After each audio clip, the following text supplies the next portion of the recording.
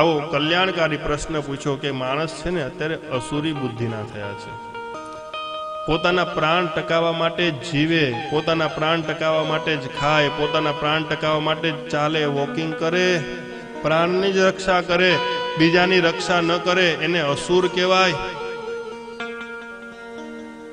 અસુર છે, બધાનું બસ લઈ લેવું, એવી વાણી બોલે કે બધાના આના ખીચામાંથી પૈસા મારા ખિસ્સામાં કેમ આવે, એવી વાણી વાળા થઈ ગયા છે. વ્યવહાર કુશળ થયા છે, વેપાર કુશળ થયા છે.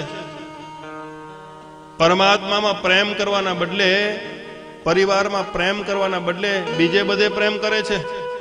શાસ્ત્ર કહે છે કે આપણે જ્યાં વેપાર કરતા હોય ને ત્યાં આપણે બુદ્ધિ લગાવવી જોઈએ. વેપાર કરતા હોય ત્યાં બુદ્ધિ લગાવવી જોઈએ, અને પરિવાર હોય ને તો ત્યાં પ્રેમ કરવો જોઈએ.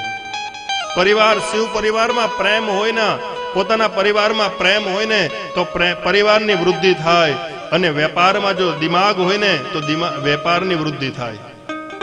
પણ માણસ ઉલટું કરી નાખ્યું છે કે પરિવારમાં દિમાગ લગાવે છે, પરિવારમાં દિમાગ લગાવે અને બાર બજારમાં દિલ લગાડી આવે.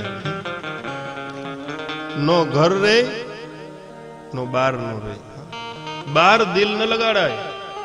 માણસ દિલ ક્યાં લગાડાય? દિલ પરિવારમાં લગાય, શિવમાં લગાય, શિવ પરિવારમાં લગાવાય. અહીંયા દિમાગ ન લગાવાય. દિમાગ લગાડવો હોય તો વેપારમાં લગાડાય. પરિવાર ને વેપારમાં આ માણસ બેવ પ્રકારનો થયો.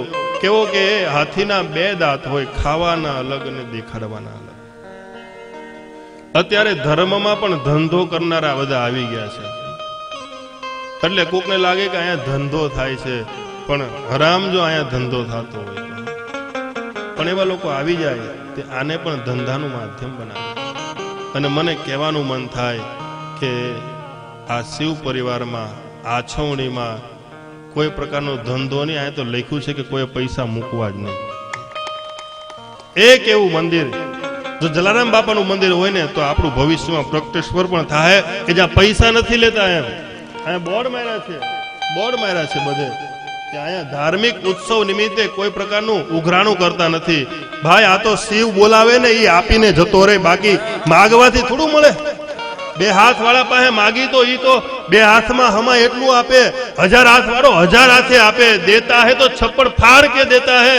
આ મોટા મોટા યજ્ઞ કરવા, તીર્થયાત્રા કરવી, આ પૈસા જોવે. પૈસા અર્થ છે ને, એ બીજો પુરુષાર્થ. ધર્મ અર્થ, અર્થ તો હોવો જ જોવે, પણ એ તો પવિત્ર પૈસો હોય ને એ ધર્મમાં જાય, બાકી તો બધા દવાખાનામાં જાય, ચોર લૂંટી જાય.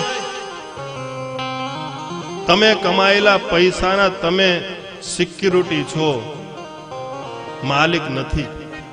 કોઈ ચોરી જાય, તમે એને સાચવો છો, સિક્યુરિટી છો, પણ તમે દાન કરેલો પૈસાના તમે માલિક બની જાઓ છો કે તમે દાન આપ્યું.